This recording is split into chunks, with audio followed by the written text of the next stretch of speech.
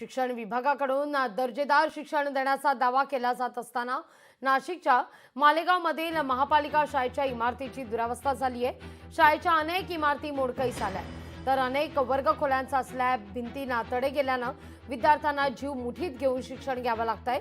याच धर्तीवर महापालिका शिक्षण मंडळाच्या 36 इमारतींमध्ये 81 शाळा भरतात। एकूण 16,000पेक्षा जास्त विद्यार्थी शिक्षण घेतात।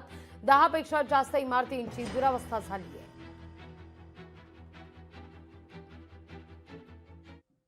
माननीय शिक्षण मंत्री नामदार भुसे साहेब यांनी त्याबाबत ज्या सूचना दिल्या होत्या त्यानुसार प्रशासन अधिकारी यांनी सर्व शाळांमध्ये ज्या काही भौतिक सोयीसुविधा आवश्यक आहेत आणि ज्या काही दुरुस्ती आवश्यक आहेत याच्या बाबतचा एक सविस्तर पाहणी करून अहवाल माननीय आयुक्त साहेबांकडे सादर केला होता।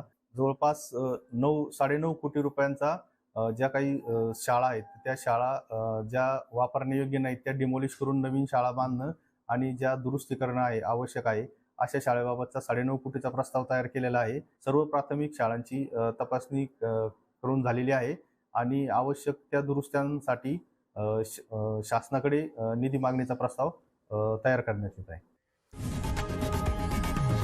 लोकशाही मराठी ऐका, पहा, जागरूक रहा।